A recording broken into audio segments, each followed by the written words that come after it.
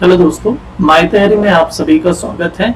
और मैं हूं मुरलीधर पवार और आज हम लोग बात करेंगे एवरेज टॉपिक से रिगार्डिंगली। ठीक है, तो सबसे पहले समझ लेते हैं what is mean by average. Average का मतलब क्या होगा और इसे किस प्रकार से आपको सॉल्व करना है। देखिए, जैसे कि यहाँ पर जो एवरेज वर्ड लिखा गया है उसे हम लोग क्या कहते हैं। एवरेज का मतलब होता है मीन वैल्यू। ठीक है, मिडल वैल्यू, मीन वैल्यू, जो बीच में आता है, जो कभी हाईएस्ट नहीं होता है, बड़ा नहीं होता है और जो कभी छोटा नहीं होता है। तो जो मिडल होती है उसे हम लोग एवरेज कहते हैं। तो हम लोग ऐसे लिखेंगे एवरेज, यानी एवीजी कह देता हूं मैं यहाँ पर, उसे यानी हम लोग मीन वैल्यू कह सकते हैं। ठीक है, मीन वैल्यू या मिडल वैल्यू। ठीक है, ये इसकी वैल्यू हमेशा बीच वाली होनी चाहिए।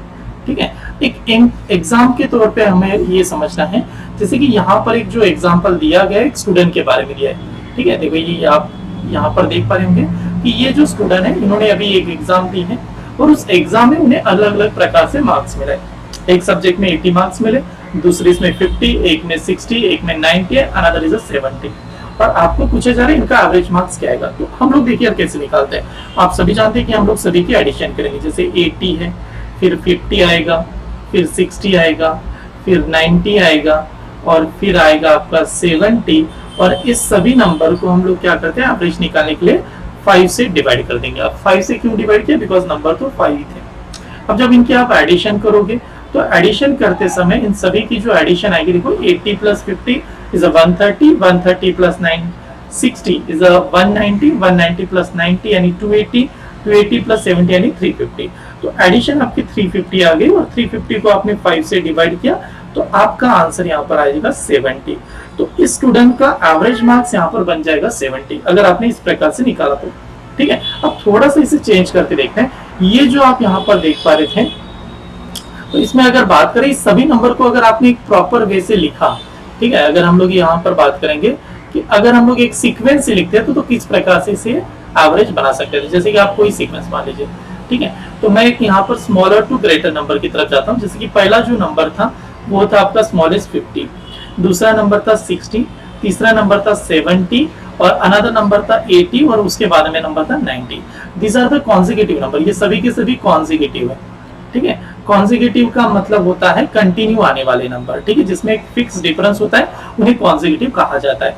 अगर आप लोग देखेंगे अगर कॉन्जिक्यूटिव नंबर है तो एवरेज जो है ना वो कभी भी बड़ा नंबर नहीं आएगा, छोटा नंबर नहीं आएगा, मिडिल नंबर आएगा। तो सभी में तो डिफरेंस सेम था। तो ये 5 नंबर है, 5 नंबर का अगर हमें एवरेज निकालना है तो मिडिल नंबर आपको देखना पड़ेगा, क्योंकि बीच वाला नंबर आपका एवरेज बन जाएगा। तो यार 50 नहीं आएगा, 60, यहाँ से 2 नंबर गायब, इस साइड के 2 नंबर गायब। तो आपका जो यहाँ पर एवरेज बनेगा वो मिडिल नंबर क्या हो जाएगा, 70। तो यहाँ पर जो आंसर आएगा आपका 70 आएगा। तो ये एक तरीका था एवरेज निकालने के लिए, बट इसे हमेशा हमें देखना पड़ेगा कि एवरेज निकालते समय यहाँ पर आपको कॉन्जिक्यूटिव नंबर अगर होता है तो ये मेथड से आप जा सकते हो। नहीं तो पहली वाली जो मेथड थी वो भी हमारी बेसिक और सिंपल वही है। ठीक है, तो अब हम लोग देखते हैं कि जो हम लोगों ने एवरेज लिखा उसका फॉर्मूला क्या बनेगा। ठीक है, देखिए अगर एवरेज का जो यहाँ पर फॉर्मूला आएगा वो कैसे आया है, वो पहले कंसेप्ट जो आपको बताया गया।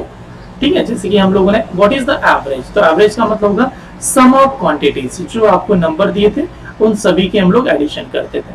सम of quantities divided by number of quantities, वो कितने नंबर है उससे डिवाइड कर देते हैं। ठीक है, sum of quantities divided by number of quantities. अब एवरेज को एवीजी लिखेंगे, average is equal to sum, सभी की एडिशन, डिवाइडेड बाय नंबर, जो नंबर है उनको हम लोग ऐसे लिख सकते हैं। तो देखो एक सिंपल सा फॉर्मूला है एवरेज को निकालने के, average is equal to sum divide by number. अब होता क्या है कि अगर किसी ने आपको सम फाइंड करने के लिए पूछा तो सम का मतलब होगा ये नंबर जाएगा और इधर क्या हो जाएगा, मल्टीप्लाई। तो इसी वजह से ये जो सेकंड फॉर्मूला यहाँ पर सम का दिया है वो क्या है, एवरेज इनटू नंबर। और कोई कबार आपको नंबर फाइंड करने के लिए आएगा तो नंबर का मतलब होगा सम, सम को किससे डिवाइड कर दो, एवरेज से। तो ये एक ही फॉर्मूले को अलग अलग प्रकार से लिखा जा सकता है। ठीक है, तो अब हम लोग जाते हैं नेक्स्ट कंसेप्ट देखिए एवरेज के, और दो मैं यहाँ पर मेन कंसेप्ट के ऊपर हम लोग बात करेंगे। देखो ये क्या कहता है, एवरेज ऑफ 2 और मोर ग्रुप टेकन टुगेदर, दो या दो से ज्यादा नंबर का एवरेज किस प्रकार से निकाला जाता है। देखिए बेसिक आपको एवरेज यही आना चाहिए। एवरेज के लिए हमें क्या चाहिए, सभी की एडिशन डिवाइडेड बाय नंबर, ये हमारा बेसिक कंसेप्ट वाला फंडामेंटल कंसेप्ट है। अब यहाँ पर ये बता रहे पहली केस में देखिए, if the number of quantities in a two group be the n1 and n2, मतलब दो ग्रुप में n1 और n2 की दो क्वांटिटीज हैं, and there average is x and y, मतलब पहले का एवरेज x है, दूसरे का एवरेज y है. Then the combined average of all the together put together is, combined average क्या आएगा? देखो combined average फाइंड करने के लिए आपको पहले सम करना पड़ेगा, और सम का फॉर्मूला था एवरेज इनटू नंबर. तो यार आपको देखना है, पहले का नंबर था n1, उसका एवरेज है x जैसे यहाँ पर दिया गया, दूसरे का नंबर था n2 और उसका एवरेज था y. तो ये बन गए एडिशन सभी की, सम डिवाइडेड बाय नंबर, तो नंबर था n1 प्लस n2. तो इस वजह से ये वाला फॉर्मूला आपको वहां पर नजर आएगा जो यहाँ पर आपको देख पा रहे होंगे. ठीक है, तो चलते हैं सेकंड कंडीशन के ऊपर. ओके, अब देखिए सेकंड कंडीशन क्या कहती है. सेकंड कंडीशन में if the average of n1 quantities is x, अगर n1 के एवरेज अगर x है, ठीक है, and the average of n2 quantity is the y, n2 का एवरेज y है, then the average of remaining group, ठीक है, रेस्ट ग्रुप क्या आएगा. ठीक है, तो आपको ये देखना है if the average of n1 quantity is x and average of n2 quantity is y है, तो रिमेनिंग क्या आएगा. तो हम लोग यहाँ पर ये मान लेते हैं n1 जो है ये ऑल सभी के बारे में है, ऑल क्वांटिटीज. ठीक है, ऑल क्वांटिटीज है ऐसे मानेंगे, और जो यहाँ पर n2 की बात की है वो इसमें से छोटा है, मतलब आप ऐसे भी कंसिडर कर सकते हो n1 is greater than n2 होना चाहिए, तब जाके ये कंसेप्ट इंप्लीमेंट होगा. तो यहाँ पर हम लोग क्या करेंगे कि यार पहले का सम यानी n1 into x minus n2 into y divided by n1 minus n2, क्योंकि अगर n1 ये जो है ना वो ज्यादा होना चाहिए, तब जाके आप लोग ये वाले कंसेप्ट इंप्लीमेंट कर सकते हैं. ठीक है, तो ये अच्छी तरह से नोट डाउन कर लीजिएगा, और इसी के ऊपर जो क्वेश्चंस आएंगे इसका भी कंसेप्ट के ऊपर वो देखते हैं. तो चलो बढ़ते हैं हमारे पहले एग्जांपल की तरफ. तो ये देखिए पहला एग्जांपल, इसमें मैंने टाइप नंबर 1 बताए हैं, और ये हम लोग यहाँ पर फर्स्ट एग्जांपल देखेंगे. ठीक है, तो टाइप नंबर 1 करके आप यहाँ पर लिख लीजिएगा, टाइप नंबर 1 का फर्स्ट एग्जांपल देखते हैं. ठीक है, देखो. ओके, अब देखो पहला एग्जांपल रीड करें तो क्या दिया. इन अरुण's ओपिनियन, अरुण के हिसाब से his weight is greater than 65 kg, Arun के हिसाब से उनका वेट 65 से ग्रेटर है, but less than 72 kg, 72 kg से कम है. तो हम लोग अरुण के हिसाब से अगर सोचेंगे तो अरुण का मानना है कि उनका वेट जो है 65 से बड़ा है और 72 से कम है. सही है, इस हिसाब से मतलब मिडल में आना चाहिए.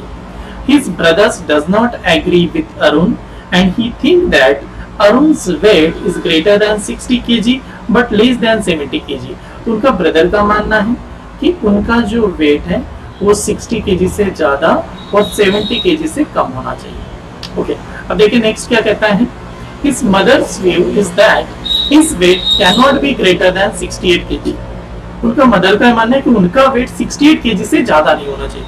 अब इस समय आपको ये समझना पड़ेगा, नॉट ग्रेटर देन 68 kg, इसका मतलब क्या है 68 और उससे कम वाला हो सकता है. तो मैं मदर का ओपिनियन के हिसाब से ऐसे रखता हूँ कि ये पता नहीं कितने से ज्यादा है, बट ये कह रही है कि 68 और उतने से कम होना चाहिए, मतलब इससे इक्वल और लेस. ठीक है, यहाँ पर आपको देखना है. अब देखो आगे क्या दिया है. If all of them are correct in their estimation then what is the average of different probable weight of Arun. अगर ये सभी के सभी सही बोल रहे हैं तो average probable weight of Arun इनका क्या आएगा. तो आपको यहाँ पर ध्यान में रखना है कि जब इस प्रकार से एग्जांपल आ गए तो आपको पहले ये देखना पड़ेगा कि अगर ये सभी के सभी सही बोलते हैं तो उन वो ऐसा नंबर होना चाहिए जो हर कंडीशन को सेटिस्फाई करेगा. जैसे मैं अभी ये बॉक्स बना लेता हूँ. अब यहाँ पर सभी कंडीशन को सेटिस्फाई करने के लिए आपको दो नंबर को ऑब्जर्व करना होता है. एक ये साइड का नंबर, देखो यार इसने सबसे बड़ा नंबर जो स्टार्टिंग किया वो 65, तो वो नंबर 65 से बड़ा होना चाहिए, और वो नंबर 68 हो सकता है और उससे कम होना चाहिए, बिकॉज ये इस साइड में आपके हाईएस्ट नंबर में ये सबसे लोवेस्ट है. तो आपको क्या करना है, ये जो है इस साइड में ये कहूंगा मैं, ये आपकी लोवेस्ट नंबर की साइड है, तो लोवेस्ट में आपको हाईएस्ट देखना है नंबर, और जो आपकी हाईएस्ट नंबर की साइड है तो वहां पर आपको लोवेस्ट देखना है. ठीक है, बिकॉज वो ऐसा नंबर होना चाहिए जो हर एक कंडीशन को सेटिस्फाई करे. तो हम लोग कह सकते हैं 65 से ग्रेटर यहाँ पर होना चाहिए, बिकॉज यहाँ पर अगर आप 65 से ग्रेटर ले लेते तो ही चलेगा, और ये सभी कंडीशन को सेटिस्फाई करेगा.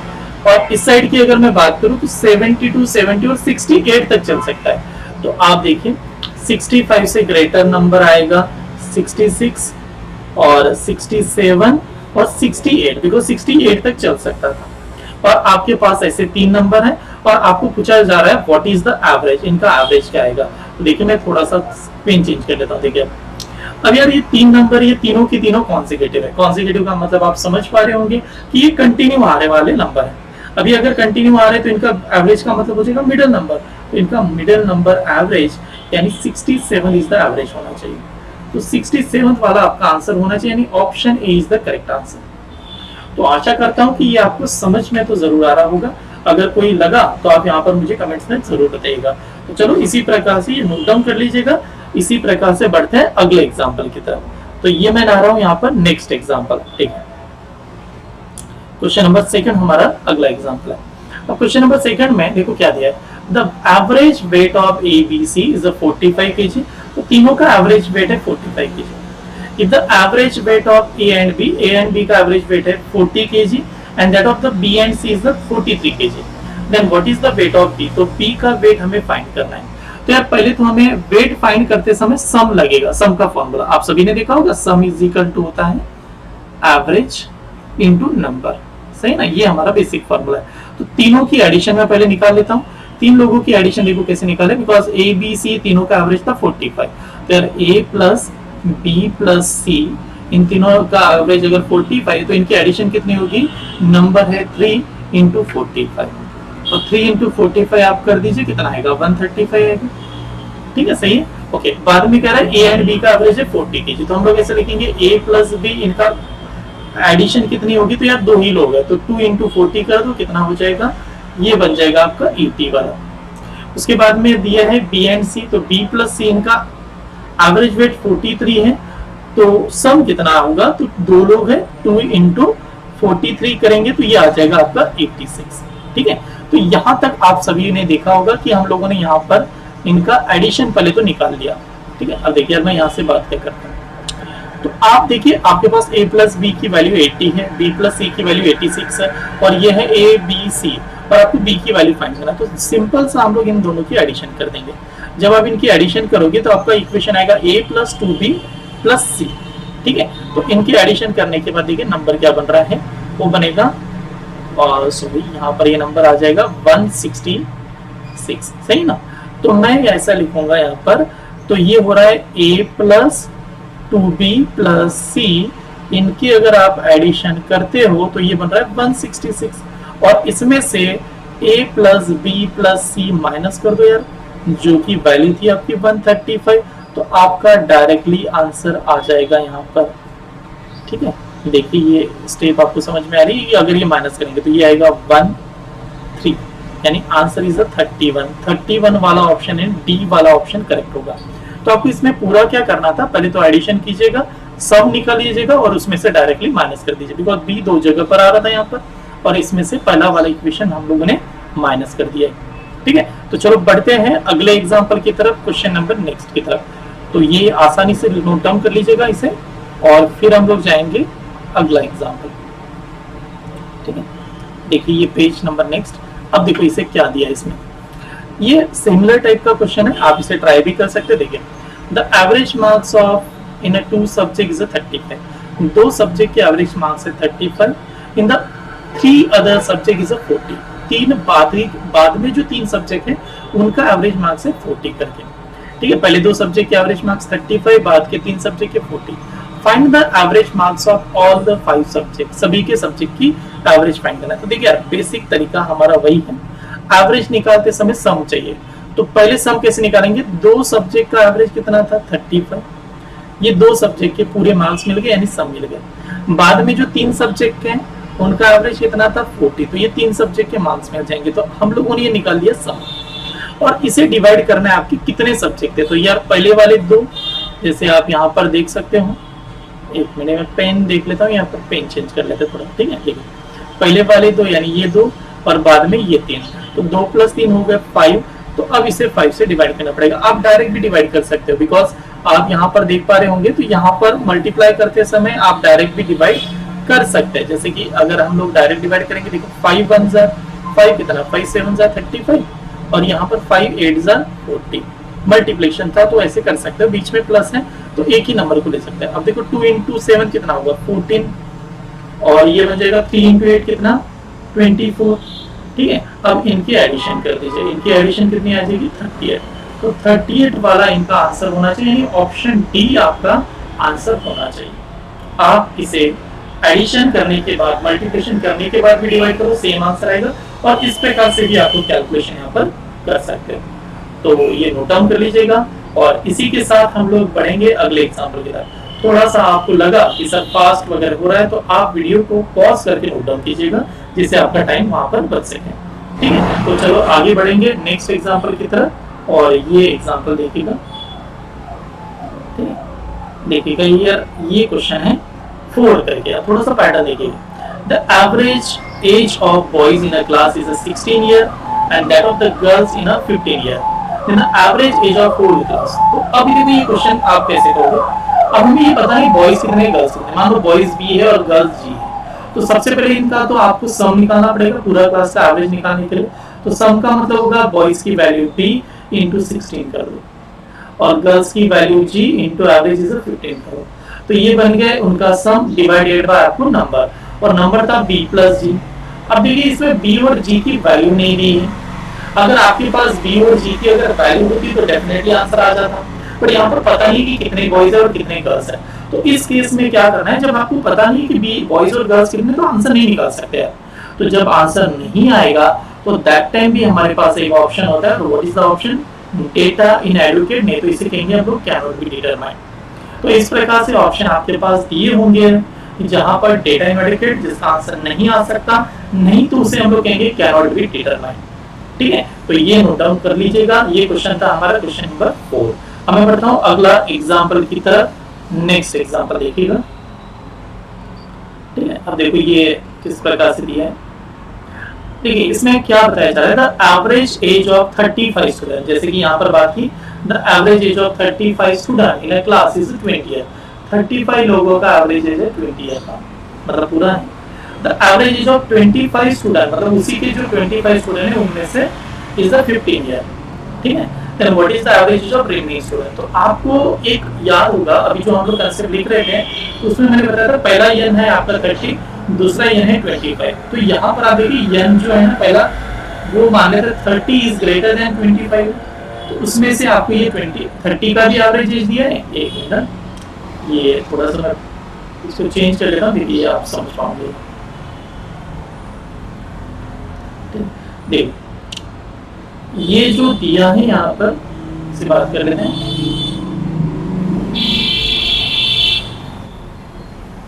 ओके, पहला तो आपको 30 लोगों के बारे में दिया, 30 का एवरेज, और बाद में 25 स्टूडेंट। तो यार 30 इज ग्रेटर देन 25, क्योंकि ये एक ही ग्रुप के लिए, और हमें रिमेनिंग का एवरेज फाइंड करना है। ये आप देखिए रिमेनिंग, तो ये आप कैसे निकालोगे। देखो पहले 30 लोगों की एज की एडिशन पता होनी चाहिए, तो 30 इंटू क्या करेंगे, 30 लोगों का एवरेज दिया था 20, माइनस करना पड़ेगा, बाद में 25 लोगों का एवरेज एज कितना था 15।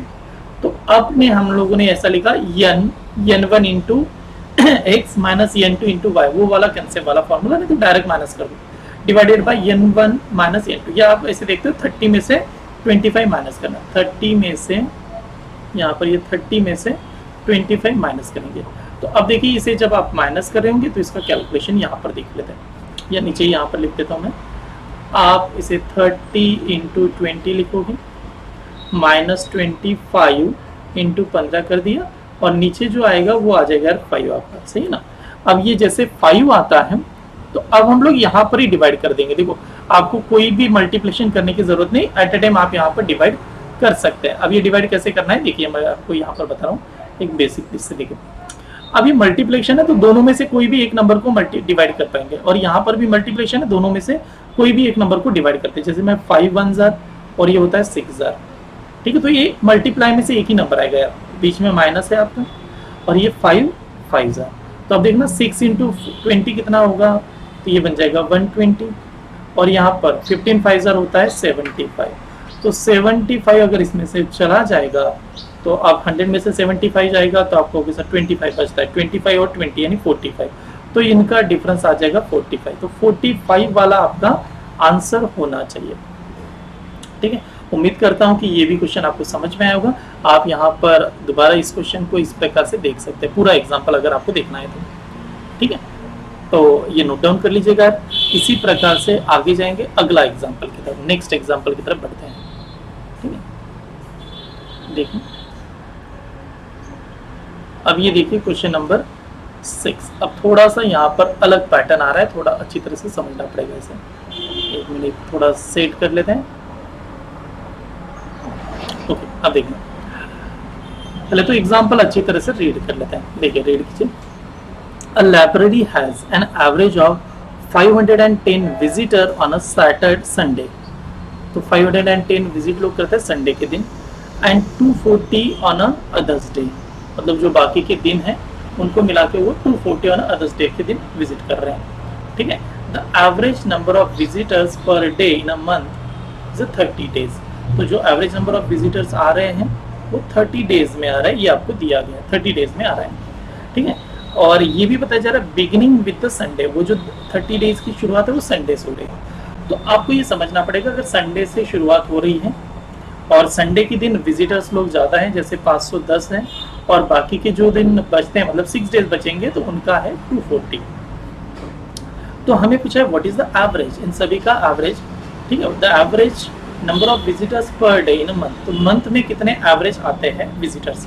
तो आप देखिए अगर मैं ऐसे मान लेता हूँ, यहाँ पर लिखता हूँ संडे से अगर शुरुआत हो रही तो 1 तारीख को संडे होगा, फिर उसके बाद में 7 दिन के बाद में संडे आएगा तो 8 तारीख को संडे होगा, फिर अगर संडे बाद में दोबारा आता है तो 8 + 7 यानी 15 तारीख को संडे होगा, फिर दोबारा आप ऐड कीजिए तो इसमें 7 ऐड करेंगे तो 22 तारीख को संडे होगा। सही नहीं, ये 7-7 दिन ऐड कर रहे हैं इसमें। ठीक है, उसके बाद में और ऐड करेंगे तो संडे कब होगा, 22 + 29 को संडे आ जाएगा। ठीक है, तो आप यहाँ पर देखिए हर जगह पर मैंने 7-7 का डिफरेंस दिखा है। तो आप जब ये देखोगे तो यार पूरा 30 दिनों का कैलेंडर था और संडे से स्टार्ट हुआ था, तो इसमें देखना पड़ेगा कि इसमें कितने संडे आए थे। जैसे कि यहाँ पर 1, ये देखिए 1 2 3 4 5, तो हमारे टोटल 5 संडेज हो गए, और एक दिन का एवरेज विजिटर्स संडे का है 510। तो संडे को टोटल कितने लोग आ गए ये हमें पता चलेगा, 5 × 510 ये हुए संडे के दिन। ठीक है, अब देखिए ये तो बने संडे के दिन। अब बाकी के आपको सिर्फ संडे के लिए ये चार्ट बनाना पड़ा, बाकी के दिन बचते हैं। देखो संडे चला गया, संडे में से जो बचे दिन थे वो कितने हैं आपके, देखो 30 दिन है, 30 दिन में से 5 संडे हैं। आप यहाँ पर देखना 30 दिन है, 30 दिन में से 5 संडे हैं, तो आपके बचते हैं दिन कितना, 25। सही ना यार, बिकॉज 30 में से तो 5 तो संडे थे, और 25 को इंटू कर कितना से मल्टीप्लाई करेंगे 240 से, बिकॉज 240 इज ऑल्सो आज द अदर डे का एवरेज दिया था।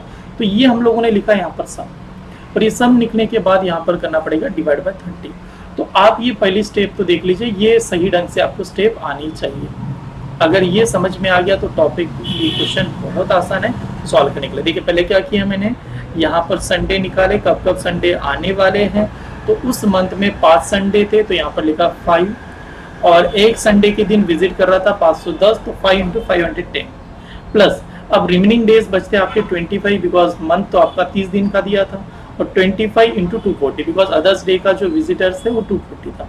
ठीक है, अब सवाल करते समय देखिए मल्टीप्लाई दोनों जगह पर है, तो 5 से कैंसिल कर देता हूँ। यहाँ पर 5 1 और ये 5 5 और ये बन जाएगा 5 कितना 6 और डिवाइड कर सकते क्या, देख लीजिए यार, ये आप यहाँ पर देखोगे इसे आप 6 से डिवाइड कर सकते हैं और इसे भी 6 से डिवाइड कर सकते हैं, डायरेक्ट करते हैं 6 1 ठीक है, 6 8 होता है 48 जाने को बचा आपका 3 पे 0 30, तो 6 5 30, सही है ना। ओके, यहाँ पर देखिए 6 4 ठीक है, तो ये बन जाएगा 40, 6 4 24। ठीक है, तो अब नंबर क्या आएगा देखना, यहाँ पर आया था 85 और इस जगह पर 5 × 40, और 5 × 40 कितना होता है 200, तो ये बन जाएगा आपका 85 + 200।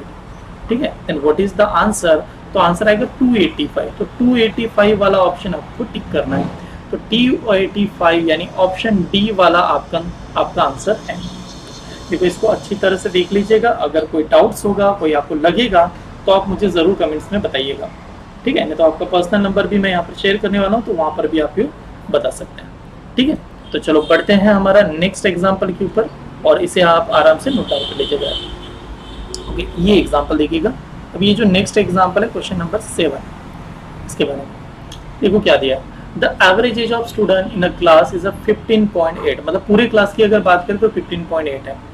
The average number of boys in a class is 16.4, तो बॉयज का एवरेज टोटल से ज्यादा है।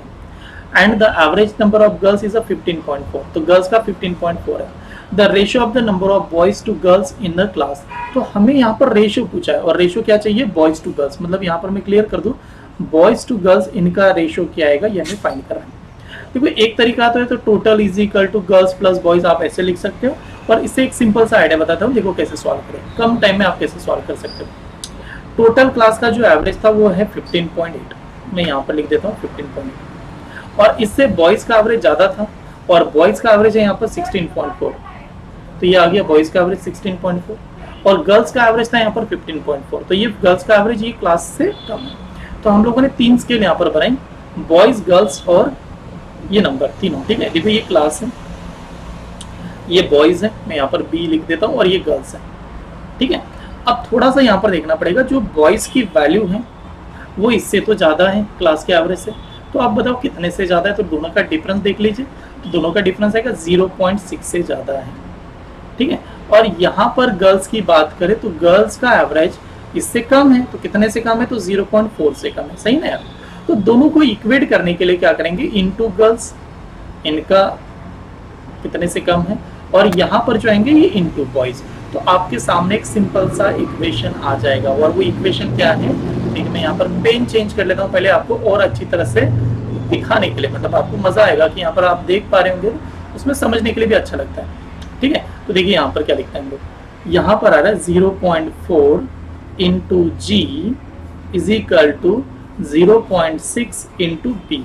तो अब यहाँ पर आप डायरेक्टली एवरेज निकाल सकते हैं, इनका रेशियो निकाल सकते हैं, बिकॉज हमें रेशियो पूछा है, तो मैं b डिवाइडेड बाय g कर दूंगा, यहाँ पर आएगा b डिवाइडेड बाय g, तो इज इक्वल टू ये 0.4 को 0.6 डिवाइड करेगा, तो 0.4 डिवाइडेड बाय 0.6 हो जाएगा। और आप देखिए दोनों का पॉइंट निकालने के लिए 10 को ऊपर दोनों से मल्टीप्लाई करो 4/6, और 4/6 को और डिवाइड कर लीजिए 2/3 आ जाएगा, तो 2/3 वाला ऑप्शन आपको टिक करना है। तो 2/3 वाला ऑप्शन कौन सा है, यानी बी वाला ऑप्शन आपका सही है, ठीक है। तो ये प्रकार से इसे सॉल्व कर सकते हैं, बहुत जल्दी भी सॉल्व कर सकते हैं, अगर आपने यहाँ पर ही डिफरेंस देके डायरेक्ट लिख दिया तब भी चलेगा।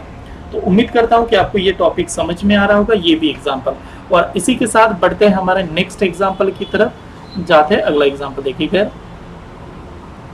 ठीक है। तो ये देखिए अब ये लास्ट वाला एग्जाम्पल मान लो, अब इसमें सॉल्व करने का एक टेक्निक देखिए कैसे। The average monthly income of P and Q ये है 5015, ठीक है, और the average monthly income of Q and R is 6250। The average monthly income of P and R 5200। The monthly income of P, तो P का monthly income आपको पूछा जा रहा है। तो एक काम करते हैं, हमारा टारगेट तो पी है, पी को थोड़ा सा राउंड बना लेते हैं, तो जो निकालना क्या है, फाइंड क्या करना है वो आसान हो जाएगा। तो हम लोग देखो इस प्रकार से लिखेंगे, अगर पी और क्यू का एवरेज मंथली इनकम 5550 रुपए है, तो दोनों की एडिशन देखते कितनी होगी। तो ये सम यानी पी प्लस क्यू, दो लोग हैं 2 इंटू 5050 कर दो, तो पी प्लस क्यू की एडिशन कितनी हो जाएगी, इनको अगर मल्टीप्लाई करेंगे 10,100 रुपीज, सही ना, 10,100 रुपीज।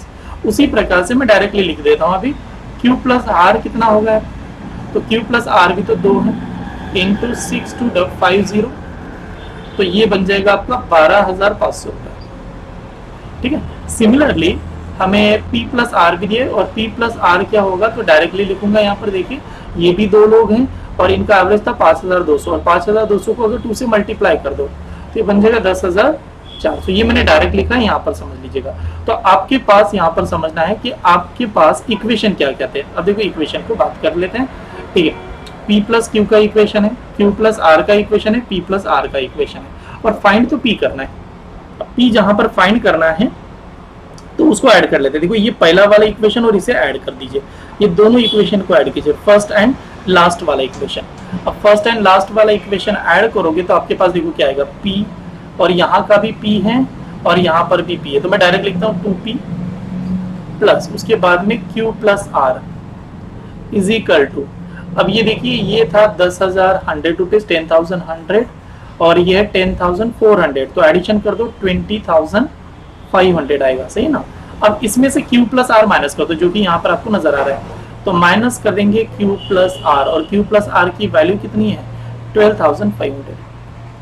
अब ये जैसे आप माइनस करोगे तो ये तो कैंसिल होगा, तो 2P की वैल्यू कितनी आएगी आपके पास 8,000 रुपीज, बिकॉज इन दोनों का डिफरेंस तो 8,000 आएगा।